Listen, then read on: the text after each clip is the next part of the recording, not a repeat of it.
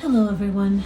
Before we start today's episode, I'd like to say thank you so much for all of the comments you guys left after the last video.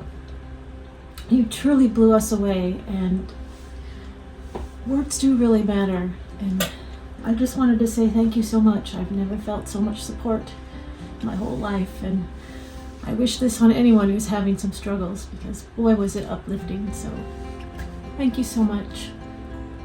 I appreciate you all. How are you doing today? How am I feeling today? Am I on video? Yes, chipper. Are you feeling optimistic? Yeah, we're gonna get through this. Yeah? Yeah, definitely. It's just a disappointment that all that's happened has happened. So many things. We'll work through it. Big problem, take lots of little bites. Hold on tight. I can smell the shore, it's right in front of us if we just hold on tight. This vision that I saw is getting closer every dawn. Ooh. We are dreamers of the... Well, one of the outcomes of our current situation, not having the loan anymore to work on the house, is we got finished installing the plumbing, fully expecting to put the heating in and then the insulation and drywall by December last year. But since we weren't able to do that, now we are left here in the dead of winter with our water system in place, but no insulation or heat. So we're doing a lot to fight against that being frozen this year. It's just where we are. Morning. Is it cold out? A wee bit. A little bit? Yeah. Let's go check on the temperatures in the house. Oh, what temperature is it now? Outside, it's about 16 degrees right now.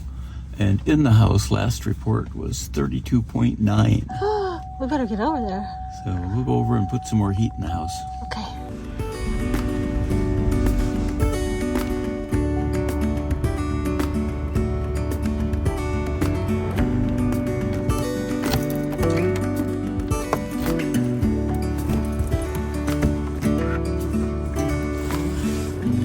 It doesn't feel that cold in here.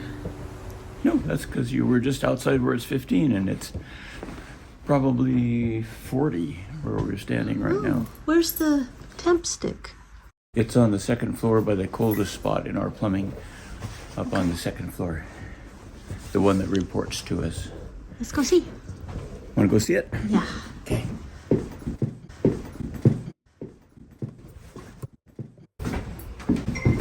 Ooh, we're here.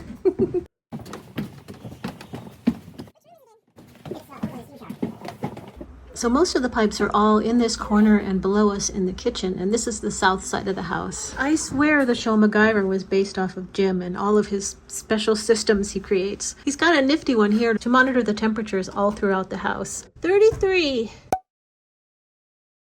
And what else is in there? Well, on the left, the little freeze detector that triggers at about 37 Fahrenheit. It looks like a mouse.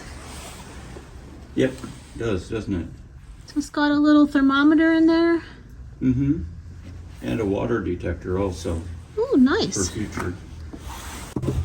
And then there's the recording thermometer, and then on the right is a little box. It's called a Temp Stick, and that's what reports to us about what the temperature is every hour. After we checked that thermometer on the second floor to see if it really was that cold, we decided we should get down to the basement and turn up the furnace. It's pretty warm down here. The water service comes into the house and it's in copper pipes. So I have a thermometer down on the floor.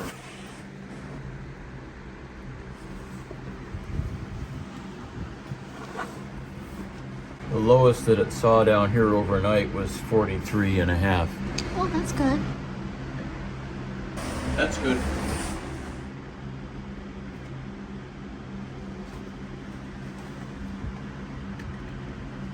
We also have another little alarm freeze detection Oh, that just alerts us if the temperature drops. It triggers at 37 degrees. So if it drops to 37, we know we should wake up and make sure that everything's okay. you feeling good about your system? Yeah, we've got redundancy. I like it. We have a temporary thermostat up on the ceiling, which is behind you. It's a little white box.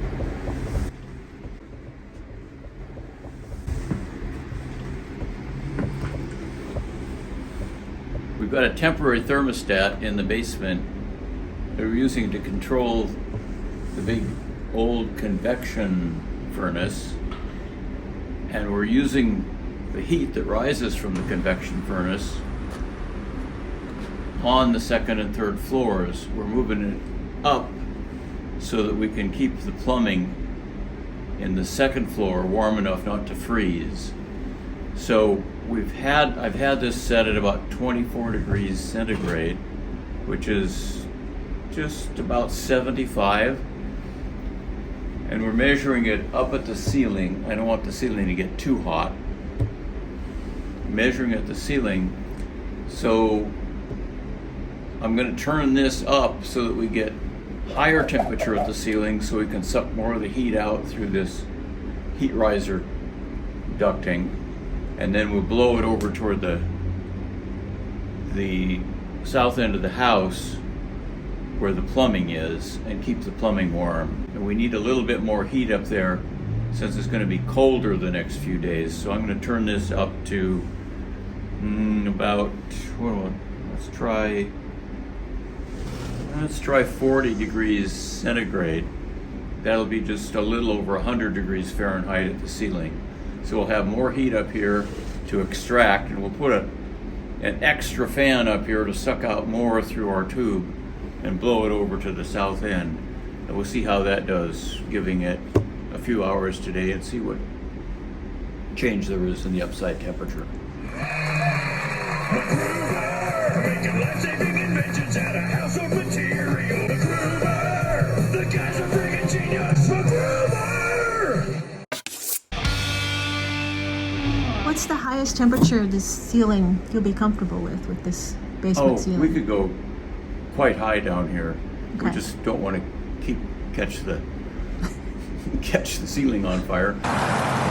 But no, we can make it be like a sauna down here. We could crank it up to 180, 200 degrees if we wanted to. And there's enough heat production here that we could actually do that. But I'd prefer not to waste the natural gas if we don't need to. Always carry your pocket knife. Always carry your pocket knife. I didn't have a little tiny screwdriver with me, so we'll use a pocket knife to change that from 24, 30, 35, there's 40 degrees centigrade. Now that the thermostat has been turned up and we're getting more heat into the house, thank goodness, we're going to go back up to the second floor and Jim's going to tell us a little bit more about the system and some other options for keeping your pipes from freezing. So all these three things are helping you know what the temperature is at all times. Yep. Each of these nifty little pieces of technology do a slightly different job, but having three different ways to measure the temperature offers some redundancy. Happy about that? Yep. Jim has placed three of these systems throughout the house, two up on the second floor where the plumbing is most vulnerable to the cold, and one in the basement. Only one of them on the second floor has one of the temp sticks that records the temperature for you every hour. The other two only have the freeze and water sensor and the temperature recording thermometer that keeps track of the highs and lows. Yeah, this is the third one here. And this is kind of in the wall between the primary bath and the main bath. Yep. Our little thermometer records the highest and lowest temperatures at a spot. And our lowest overnight temperature was 32.9. Why doesn't he seem more alarmed? In my head I'm freaking out. That's cutting it quite close at 32.9. Isn't it, buddy? That was with the furnace on low. Yeah. So these pipes all have water in them right now Yes, they do. because it's pressurized. It is, but I've turned off the main water supply just in case everything gets screwed up and something does freeze and break, so it won't flood. But I'd prefer that it not do that. So. And you were telling me that we could drain it, but it's a real big hassle. And what I want to know really is at what point would it be worth it to drain it versus doing all this stuff? Well, one of the ways to freeze protect a building is to drain the water supply lines and the drain lines. Yeah, everything.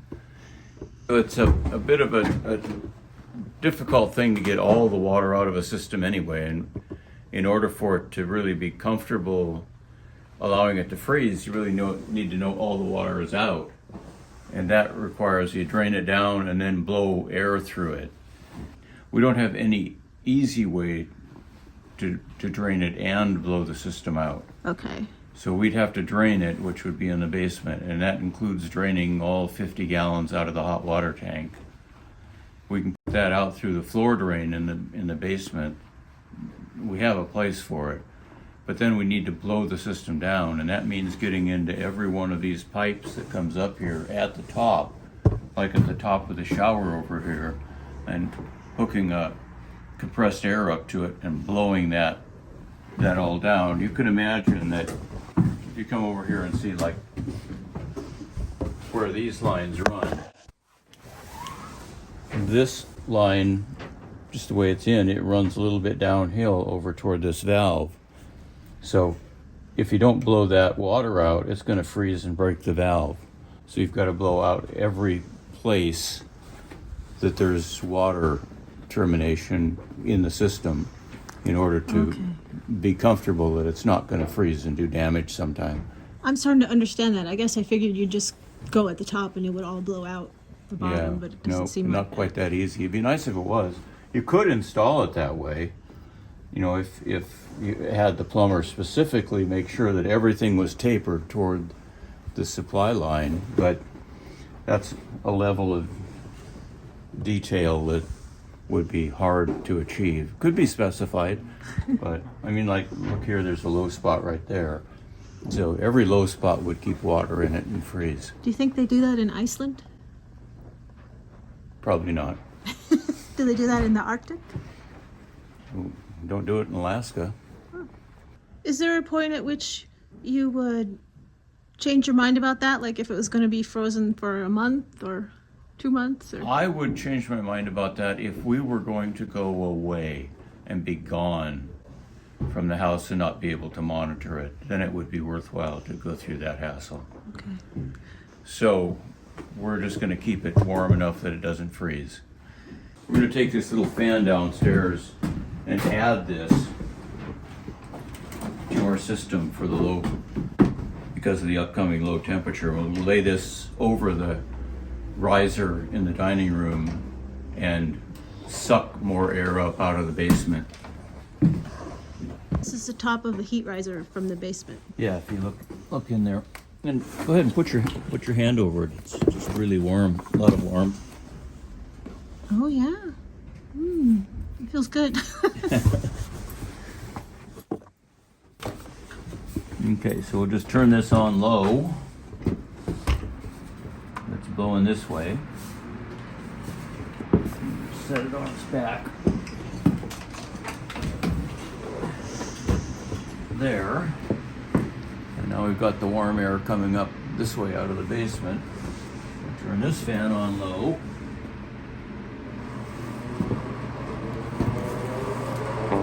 Blow it that way.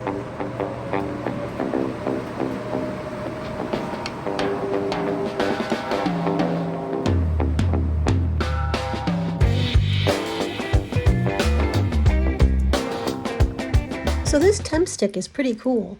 This is what the app looks like on your phone, showing you the data from your house. This is our temperature data from the second floor for the last 7 days. As the temperature fell outside and the wind speed picked up, the temperature in the house took a nosedive. So that's why we came over to turn up the furnace. And just that little bit rectified the situation pretty quickly. There were some ups and downs as it got colder this week, but we're still holding our own and keeping the pipes from freezing. So if all of that doesn't work... That's the backup. If we get desperate and we need lots of extra heat in here, we've got our backup heater, 125,000 BTU propane. We can probably keep it above freezing. Wonder how cold it would have to be for that. Minus temperatures? I don't know, 50 below, we could probably still keep it from freezing. Yay.